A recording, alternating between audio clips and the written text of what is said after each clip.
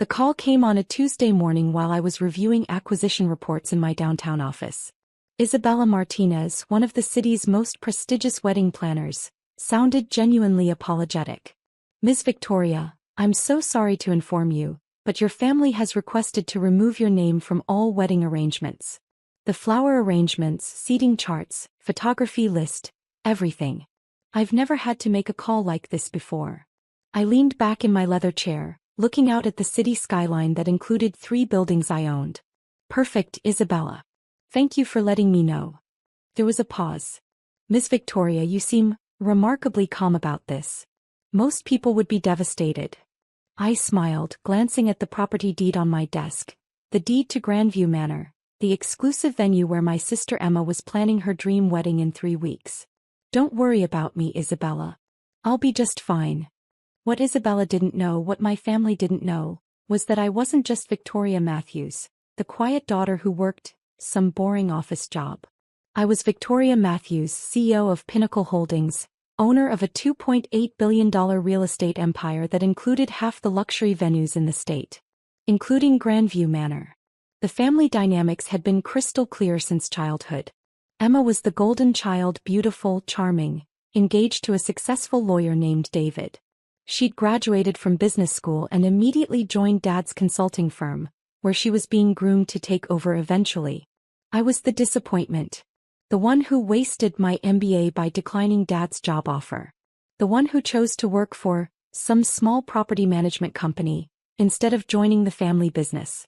The one who lived in a modest apartment and drove a 5-year-old Honda while Emma lived in a penthouse and drove a brand new BMW. What they didn't know was that my small property management company was actually my own empire, built quietly over the past 8 years. While they focused on Emma's achievements, I'd been acquiring properties, building wealth, and establishing myself as one of the most successful real estate moguls in the region. My phone buzzed with a text from my mother. "Victoria, we've decided Emma's wedding should be about celebrating her success, not dealing with family drama. It's better if you don't attend. You understand." I typed back, "Of course, Mom. I want Emma to have her perfect day." She responded immediately, "Thank you for being mature about this. Emma was worried you'd cause a scene." "Cause a scene?" I almost laughed. I hadn't caused a scene in years. Not when they forgot to invite me to Dad's birthday dinner. Not when they excluded me from the family vacation photos. Not when Emma announced her engagement at what was supposed to be my promotion celebration dinner, completely overshadowing my news. I'd learned long ago that sometimes the most powerful response is silence. My journey to success hadn't been accidental. After graduating with my MBA, I'd deliberately taken a junior position at Henderson Property Group, not because I couldn't do better, but because I wanted to learn the real estate business from the ground up.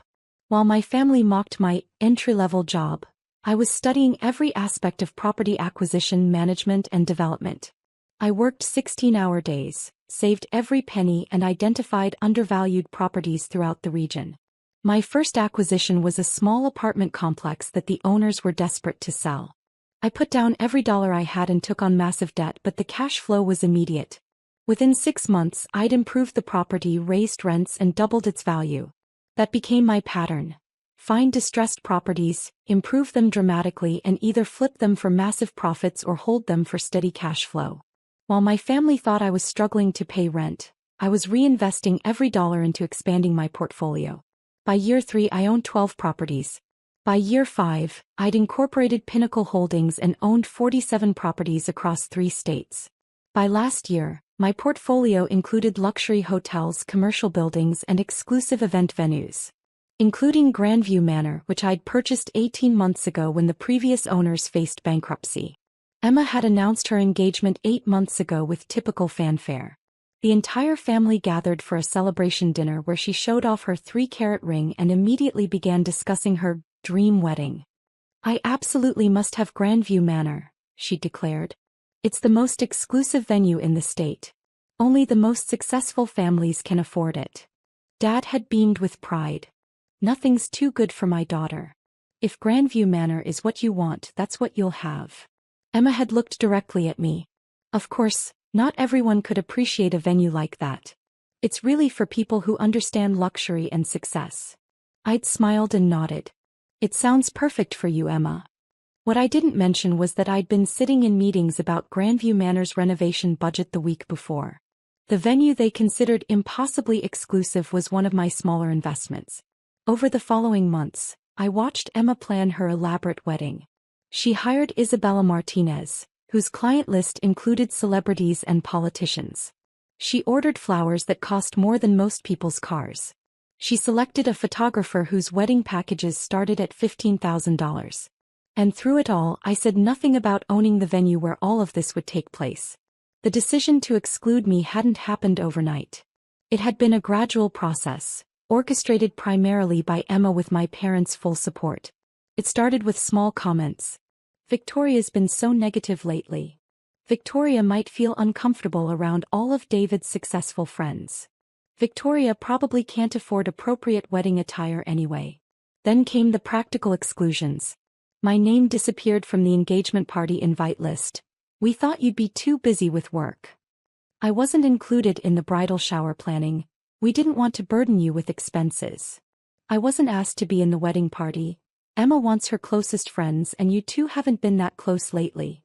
The final straw came 3 weeks before the wedding. Emma had called me directly. Victoria, I need to talk to you about something delicate, she'd said in her most condescending tone. David and I have been thinking and we feel like your presence at the wedding might create tension. You know how you get when you're around successful people, kind of bitter and resentful. I don't think I get bitter and resentful, I'd replied calmly. See? You're getting defensive right now. Look, we've decided it's better if you don't come. We'll send you photos afterward.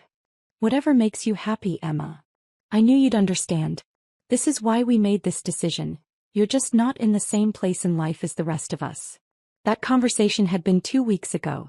Yesterday, Isabella's call had confirmed that they'd gone beyond just excluding me. They'd actively removed all traces of my existence from the wedding entirely. After Isabella's call, I spent the afternoon reviewing my current holdings. Pinnacle Holdings now owns 63 properties worth a combined $2.8 billion. The portfolio included 12 luxury hotels across 4 states, 27 high-end residential complexes, 15 commercial office buildings, 9 exclusive event venues. Grandview Manor was actually one of my smaller holdings worth about $12 million. But it was particularly special because of its exclusivity. The venue only hosted about 20 weddings per year, with booking fees starting at $50,000 just for the space. Emma's wedding was costing Dad approximately $180,000 total, with $75,000 going directly to my venue. I picked up my phone and called Marcus Rivera, my head of operations. Marcus, I need you to pull the contract for the Matthews wedding at Grandview Manor. Emma Matthews, scheduled for 3 weeks from Saturday. Right away, Ms. Victoria. Is there a problem with the booking? Not exactly. I just want to review the terms and conditions very carefully. The Grandview Manor booking contract was comprehensive, as all my venue contracts were. It included standard clauses about cancellation policies, damage deposits, and behavioral expectations for guests. But it also included a clause I'd specifically requested be added to all my venue contracts. The venue reserves the right to cancel any booking for any reason with 72 hours notice, with full refund of all deposits. I'd added that clause specifically to protect my properties from problematic clients. I'd used it twice before. Once when we discovered a client was planning to use the venue for an illegal gambling operation, and once when a client became abusive to our staff. I'd never used it for personal reasons.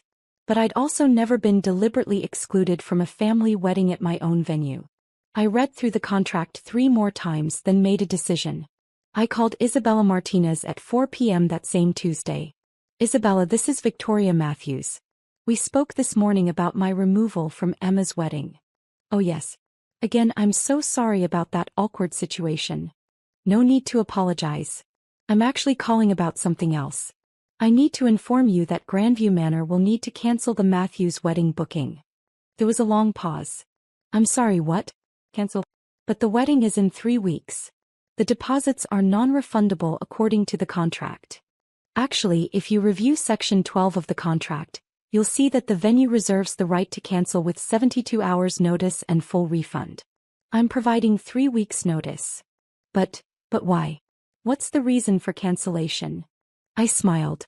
Let's call it a scheduling conflict. Ms. Matthews, I don't understand. Grandview Manor is the most exclusive venue in the state. They don't just cancel weddings. Who am I supposed to contact about this? Who's your manager? Isabella, you're speaking to the owner. Another long pause. The owner of what? Grandview Manor. I own the venue. The silence stretched for almost 30 seconds. Miss Victoria, you own Grandview Manor? I own Grandview Manor, along with 8 other exclusive venues in the state. Pinnacle Holdings is my company. But your family said you work in property management. I do. I manage $2.8 billion worth of properties. My properties. Isabella's voice was barely a whisper. Oh my God. Isabella, to her credit, was a professional. She didn't gossip or spread rumors. But she did have an obligation to her clients to find solutions to problems. Which meant she had to call Emma. I was in a board meeting when my personal phone started buzzing with calls from Emma, then Mom, then Dad. I let them all go to voicemail. The first voicemail was from Emma and her voice was shaking. Victoria, call me back immediately. There's been some horrible mistake with the venue. The second was from Mom. Victoria, honey, Isabella Martinez called with some confusion about Grandview Manor. Please call us back so we can sort this out. The third was from Dad and his tone was already shifting. Victoria, we need to talk about this venue situation. Call me back. By the fourth call, Emma was crying. Victoria, please, I don't understand what's happening. Isabella says you own Grandview Manor? That can't be right. Please call me back. The fifth call was Mom again. Victoria, if this is some kind of joke, it's not funny. Emma is hysterical. The sixth was Dad and now he sounded desperate. Victoria, whatever this is about, we can work it out. Let's have dinner tonight and discuss this like adults. I finished my board meeting where we approved the acquisition of 2 more commercial properties, then finally called Emma back. Victoria. Emma answered on the first ring. Thank God. Tell me Isabella made a mistake. Tell me you don't actually own Grandview Manor. I own Grandview Manor, Emma. Silence. But how? You work for some little property company. You live in that tiny apartment. You drive that old car. I own Pinnacle Holdings. It's not little. The apartment is in a building I own. I live there because it's convenient, not because I can't afford better. And the car is reliable. Pinnacle Holdings? Her voice cracked. That huge company that owns half the luxury properties downtown? About 63 properties currently, worth approximately $2.8 billion. More silence. But why didn't you tell us? When would I have told you? During one of the family dinners I wasn't invited to? During the engagement party you didn't include me in? Or maybe during the bridal shower you decided I couldn't afford to attend? Victoria, we didn't, we thought. You thought I was a failure. You thought I was bitter and resentful. You thought my presence would embarrass you in front of David's successful friends. That's not. We didn't know. Emma, you literally told me I'm not in the same place in life as the rest of you. He was crying now. But Victoria, it's my wedding. You can't cancel my wedding venue. You're my sister. Am I? Because Isabella called me today to tell me that my name has been removed from everything. Flowers, seating photos. Everything. It sounds like you've already decided I'm not your sister. Within 2 hours my parents were at my office. Dad had used his connections to find out where Pinnacle Holdings was located, and they'd come straight from Emma's apartment. My assistant buzzed me. Ms. Matthews, there are 2 people here claiming to be your parents. They don't have an appointment but they seem quite upset. Send them in, please. Dad walked in first, followed by Mom. Both looked stunned by my corner office with its panoramic city views. Victoria, Dad said, we need to talk. Of course. Please, sit down. They sat in the chairs across from my desk, looking small and uncertain in a way I'd never seen before. Is it true? Mom asked quietly. Do you really own all of this? I own this building, yes. Along with quite a few others. Dad leaned forward. Victoria, why didn't you tell us? We had no idea you were so successful. When did you ever ask? In 8 years, has anyone in this family ever asked me about my work beyond dismissing it as some boring office job? But you never said. I never said what? That I was building a business empire? Dad, you offered me a job at your consulting firm, and when I declined, you told me I was making the biggest mistake of my life. You said I'd regret not taking advantage of family connections. He had the grace to look embarrassed. Victoria, Mom said, we made mistakes. We should have paid more attention to what you were doing. But you have to understand, from our perspective, you seem to be struggling. I seem to be struggling because I was working 100-hour weeks building something. Because I was living below my means so I could reinvest everything. Because I chose substance over appearance. But Emma's wedding. Mom's voice trailed off. What about it? You can't really cancel it. Not 3 weeks before. The deposits alone are fully refundable according to the contract terms. Dad finally asked the question that was really bothering him. Why are you doing this, Victoria? I looked at both of them. These people who had raised me, supported Emma's every dream, and systematically excluded me from their lives for years. I'm doing this because Emma specifically told me that I'm not in the same place in life as the rest of you. She said my presence would create tension because I get bitter and resentful around successful people. She decided I was too much of a failure to attend her wedding. She didn't mean. She absolutely meant it. And you both supported that decision. None of you thought to ask how I felt about being excluded from my own sister's wedding. You just accepted that I wasn't worthy of being there. Mom was crying now. Victoria, we're so sorry. We didn't realize. You didn't realize that excluding your daughter from a family wedding might hurt her feelings? Really? Dad cleared his throat. What do you want, Victoria? I want Emma to have her perfect day. The one where she's surrounded only by successful people, where she doesn't have to worry about her bitter, resentful sister embarrassing her. You're being sarcastic. I'm being honest. Emma made it very clear that she wants a wedding that celebrates success. Well, I'm giving her exactly that. By canceling the venue? By removing the unsuccessful family member from the equation. Isn't that what she wanted? Mom leaned forward. Victoria, what would it take for you to reconsider? I thought about it. What did I actually want? An apology? A public acknowledgement of their treatment? For them to beg? What I wanted was simpler and more complicated than that. I want to matter, I said finally. I want to be included in this family as more than an afterthought. I want Emma to acknowledge that she deliberately excluded me and that it was wrong. And I want all of you to understand that success isn't just about appearances, it's about building something real. Done, Dad said immediately. Whatever you want. It's not up to you, Dad. It's up to Emma. She's the one who made this decision. Emma arrived at my office an hour later, looking like she'd been crying for hours. She sat in the same chair Dad had occupied and looked around at my office with new eyes. I had no idea, she said quietly. All this time I thought. You thought I was a failure. I thought you were lost. Like you didn't know what you wanted to do with your life. I knew exactly what I wanted to do. I just did it quietly. She wiped her eyes. Victoria, I'm sorry. I'm so sorry. I was horrible to you. Yes, you were. I don't know why I said those things. I guess I was so focused on making sure everyone saw my success that I couldn't see anyone else's. Including mine. Especially yours. And that's the worst part, isn't it? You were more successful than any of us, and I was treating you like a charity case. I waited. Victoria, will you please come to my wedding? Not as my sister who I'm embarrassed of, but as my sister who I'm proud of?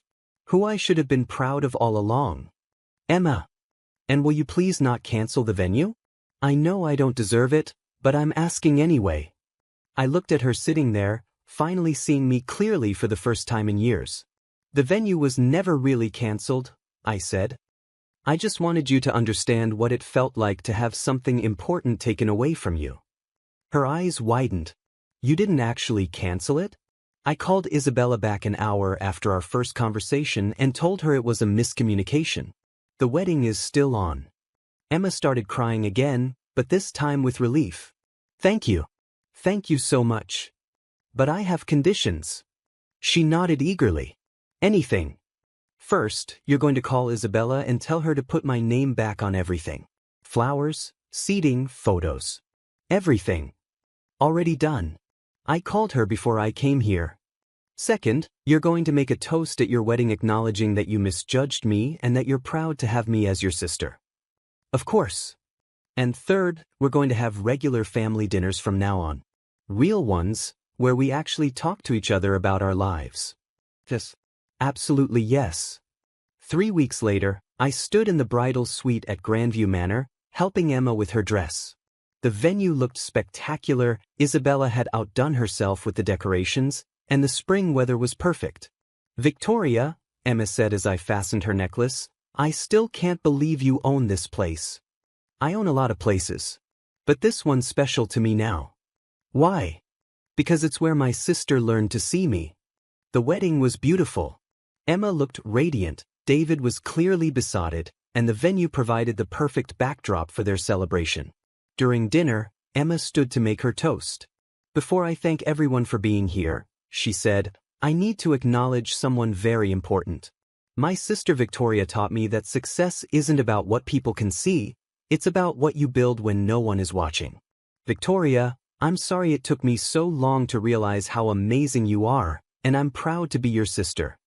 The guests applauded, not understanding the full context but recognizing the emotion in Emma's voice.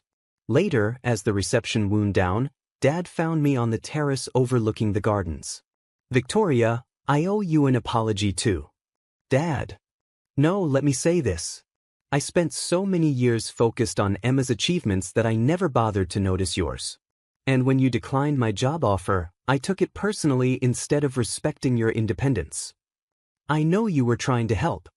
I was trying to control. There's a difference. He looked out at the gardens, which were illuminated with thousands of twinkling lights. This place is incredible, by the way. You've built something remarkable. Thank you. Not just the business. This whole evening. You could have destroyed Emma's wedding to prove a point, but instead you used it to bring our family back together. 6 months later, we were having our monthly family dinner, this time at the Penthouse restaurant in one of my downtown hotels. It had become our tradition. One Sunday a month, we all gathered to catch up on our lives.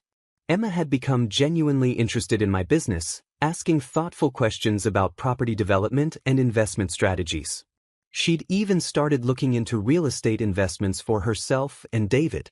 Mom and Dad had made an effort to understand what I did, visiting several of my properties and meeting with my management team. Dad had admitted that my business model was more sophisticated than his consulting firm. Victoria, Emma said over dessert, I have news. Good news or bad news? Good news. David and I are thinking about buying our first investment property. And we were hoping you might advise us. I smiled. I'd be happy to help. There's more. We want to name our first daughter Victoria. I felt tears prick my eyes. Emma. We want her to grow up knowing that success comes in many forms, and that the quiet ones are often the ones changing the world. As I looked around the table at my family, really looked at them, the way they were finally looking at me, I realized that sometimes the best revenge isn't revenge at all. Sometimes it's just being yourself, quietly and successfully, until the people who matter finally notice. And sometimes, if you're very lucky, they learn to see you before it's too late.